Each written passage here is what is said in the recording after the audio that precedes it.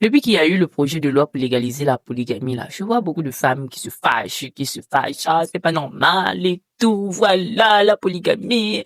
Plein de femmes se fâchent là. Mesdames, vous fâchez pourquoi?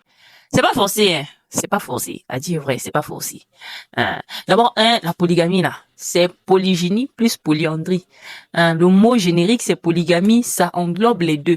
C'est le fait que l'un ou l'autre, homme ou femme, puisse prendre plus d'un partenaire. C'est ça, la polygamie.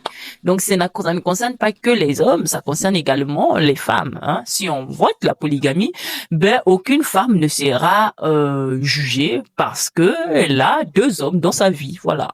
Et aucun homme ne sera jugé parce qu'il a deux femmes dans sa vie. Ok. Déjà, nous sommes habitués un peu à la polygynie. C'est pas vos propres maris là qui ont des maîtresses dehors. Si on légalise la polygamie, les gens qui vont beaucoup souffrir, ce sont les hommes. Parce que c'est là qu'on verra le vrai visage des femmes. Quand ça va devenir légal, c'est là qu'on va voir le vrai visage des femmes. Voilà. Donc, pourquoi même paniquer? Je sais pas.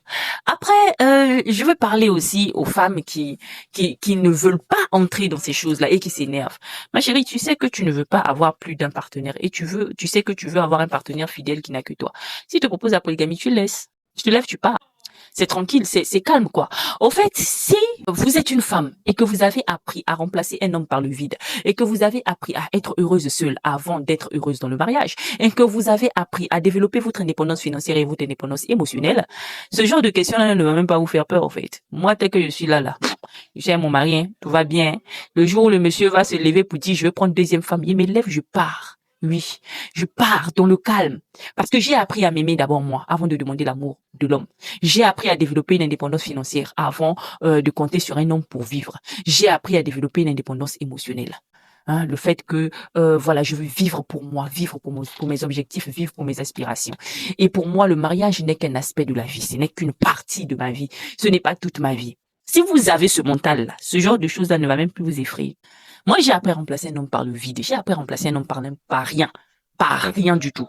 Elle dit, je suis là comme ça, là. Si aujourd'hui je me sépare d'avec mon homme et que je trouve pas un homme qui est à la hauteur de mes exigences, je reste seule. Voilà. Et cette capacité, vous allez l'acquérir lors de votre célibat. Lorsque vous apprenez à être heureuse dans le célibat. Celle que le mariage est venu sauver de la souffrance, là, c'est celles qui sont en train de pleurer. Celle que le foyer est venu sauver de la dépression, là, c'est celles qui sont en train de chialer face à ce projet de loi concernant la polygamie. Sinon, nous autres, là, on n'a qu'à prendre si on veut. C'est pas forcé. C'est une option comme toute autre option. L'homme peut, s'il veut avoir 4 femmes. Bon, comme polygamie aussi, il y a polyandrie dedans. La femme veut, si elle veut avoir 4 maris, si elle veut avoir 2 maris. Mais nous, on a fait le choix. Avec le tas de maladies sexuellement transmissibles qui se promènent, avec le tas d'esprits maléfiques, les liens d'âme et les puissances sataniques, nous, on ne veut pas coucher n'importe comment. Et on ne veut pas des partenaires qui couchent n'importe comment. Donc tu es là, homme, tu me proposes la polygamie, je ne me marie pas. Je suis là dans le foyer avec toi, tu décides de prendre une deuxième femme, je te dépose dans la paix du Seigneur. Mesdames, simplifiez-vous la vie. Au temps où nous sommes arrivés là, chaque femme doit s'asseoir et doit se développer. Elle doit d'abord se regarder, savoir quels sont ses points forts et ses points faibles, quelles sont ses capacités.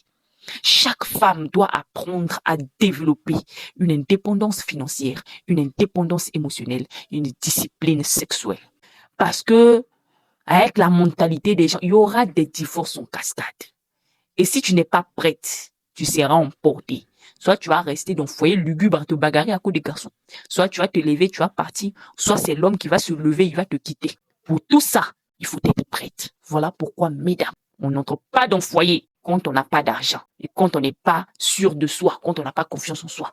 On ne fait pas les enfants à la demande de l'homme. Non, on fait les enfants en fonction de ses propres moyens. Et on se tient prête à toute éventualité. Car tel qu'on est là, ça peut arriver un matin, comme ça peut arriver un soir. Celle qui chiale pour la polygamie, là, continue à chialer. Nous autres, là, tu viens me proposer polygamie, je te dépose dans la paix du Seigneur. Point.